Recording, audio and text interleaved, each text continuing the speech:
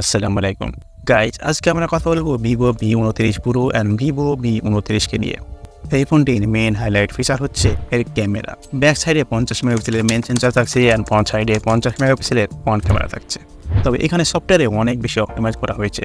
তবে গাইজ, চলুন ফোনটি সম্পর্কে আরও বিস্তারিত জেনে আসি। আর আমাদের চ্যানেলে নতুন হলে অবশ্যই চ্যানেলটিকে সাবস্ক্রাইব করে পাশে থাকবেন। পাশাপাশি আপনি দুটি ফোন দেখতেই পাচ্ছেন, দুটি ফোনের মধ্যে পার্থক্য। বাট Vivo V29 Pro এই ফোনটি দেখুন, এই ফোনটির ব্যাক সাইডে দুটি ফ্ল্যাশ লাইট রয়েছে। তবে একটি প্রত্যেকটা মোবাইলে যেমন থাকে তেমনই রয়েছে, বাট আর একটি রয়েছে, সেটা হচ্ছে রিং এলইডি ফ্ল্যাশ।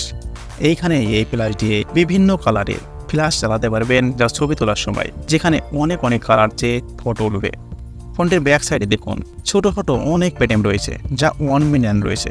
যেমন আকাশের মধ্যেও ছোটো ছোটো তারা থাকে না, তেমন সেরকম ছোটো ছোটো তারা যেন ভেতরে ঢুকে যাচ্ছে, সেই রকমভাবে ডিজাইনটা করেছে ভিভো। এমনিটাই ডিজাইনের দিক দিয়ে তারা অনেক বিখ্যাত। তারা অনেক সুন্দরী ফোন বের করে। ব্যাক সাইডে ভিভোর লোগো থাকছে। ফোনটিকে আপনি ভালোভাবে লক্ষ্য করলে দেখুন হালকা প্যাটার্ন রয়েছে, চাপ রয়েছে, যা ক্যামেরা মডেলের ভেতরও তেমনই রয়েছে। তবে গাইজ, এখানে ম্যাট ফিনিশে থাকছে, পণ্যার এডস থাকতে ফ্রন্ট সাইড ধীরে ধীরে কার্ভ থাকছে, ব্যাক সাইডও তেমনই কার্ভ থাকছে। কার্ভ থাকার কারণে ফ্রেমটা অনেক পাতলা লাগছে।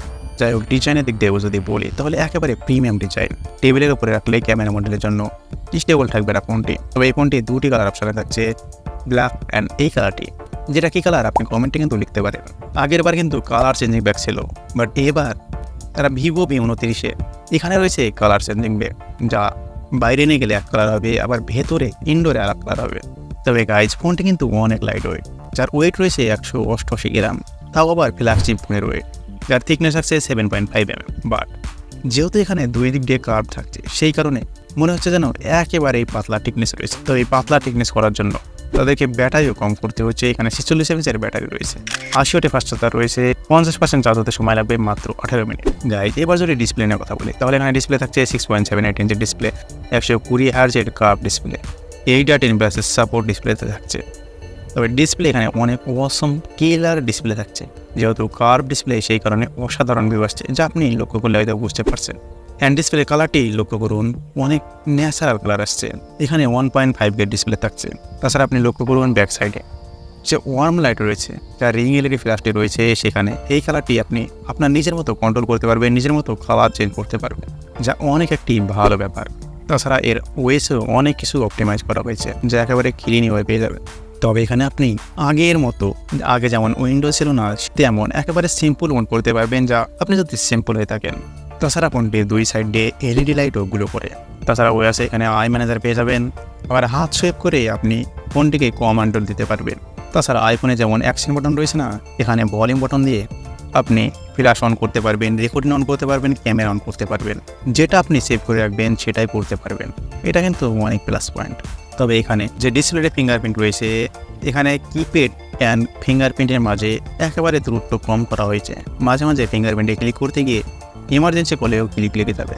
ফোনটিতে সফটওয়্যার থাকছে Android 13, Funtos 13। তবে প্রসেসর থাকছে সেই পুরোনো প্রসেসর MediaTek Dimensity 8200, যেটা 4 nanometer প্রসেস হচ্ছে, যার সিপিইউ আসবে থাকছে 3.1 GHz Cortex A78 and GP থাকছে Mali 610 MC6। তবে এই প্রসেসরটি স্ন্যাপড্রাগনের 778G এর থেকে বেশি পাওয়ারফুল, আবার স্ন্যাপড্রাগনের 8+ জেনারেশন অন এর থেকে হালকা একটু কম পাওয়ারফুল।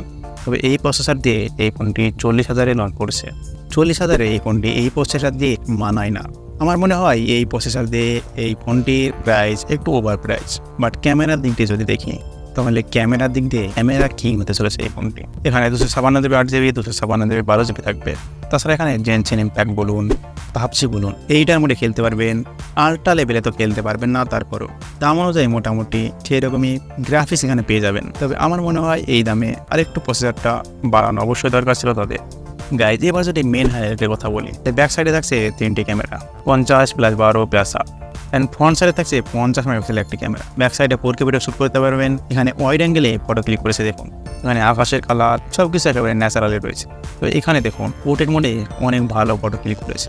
এখানে দেখুন মোবাইলের ওয়াটারমার্ক সরিয়ে দেন, তাহলে আপনি বুঝতেই পারবেন না যে এটি ফোন দিয়ে ক্যামেরা তোলা। মনে হবে যে ক্যামেরা দিয়ে DSLR দিয়ে ফটোগুলো উঠানো হয়েছে। যা এই ক্যামেরা দিয়ে ফোন থেকে তুলে ডাইরেক্ট যদি আপনি ইনস্টাগ্রামে পোস্ট করেন, করে অনেকগুলি লাইক পেয়ে যাবেন।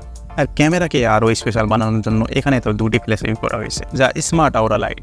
এখানে উইদাউট স্মার্ট আওরা লাইটের ফটোটি দেখতে পাচ্ছেন, এখানে ফ্ল্যাশ লাইটের ফটোটি দেখতে পাচ্ছেন যা একেবারে ওভার লাইট করে দিয়েছে, বাট এখানে স্মার্ট আওরা লাইটের ক্যামেরা ফটোটি দেখতে পাচ্ছেন যা একেবারে সফট লাইট দিয়েছে, এখানে যা একেবারে ন্যাচারাল ফটো তুলেছে। রিং এলইডি ফ্ল্যাশটা দিয়ে দেখুন আপনি আলাদা আলাদা কলার চেয়ে ফটো ক্লিক করতে পারবেন। গাইজ এখানে ক্যামেরাতে একেবারে নেক্সট লেভেল অপটিমাইজ করেছে তারা। ক্যামেরাতে মোটামুটি ফ্ল্যাগশিপ ফোনগুলোতে প্রায় একই সেন্সর ইউজ করা হয়, বাট মেন মধ্যে হলো অপটিমাইজ কে বেশি ভালো করে। যে ফোন যত বেশি অপটিমাইজ করবে তার ক্যামেরা স্যাম্পল ততই ভালো হবে। এখানে ভিডিওগ্রাফিতে দেখুন একেবারে ব্যাক সাইডের ভিডিও ঠিক হালকা হালকা গোলা করে দিয়েছে, ঠিক যেমনটা করা উচিত। But Vivo V29 telephoto lens নাই, এখানে রয়েছে টেপ বা প্রোফাইল লেন্স, এখানেও আওরা লাইট পেয়ে যাবে। তবে এই মোবাইলটা দিয়ে কিছু ফটো স্যাম্পল আপনি দেখতে পাচ্ছেন, দুটো স্মার্টফোনেই ডেফিনেটলি অনেক সলিড পেয়ে যাচ্ছেন। আশা করছি এই ফোনটি আপনাদের অনেক ভালো লেগেছে। ভালো লাগলে একটি লাইক করে সাবস্ক্রাইব করে পাশে থাকবেন। ভালো থাকবেন, সুস্থ থাকবেন বন্ধুরা, সবাই দোয়া রইল। আল্লাহ হাফেজ।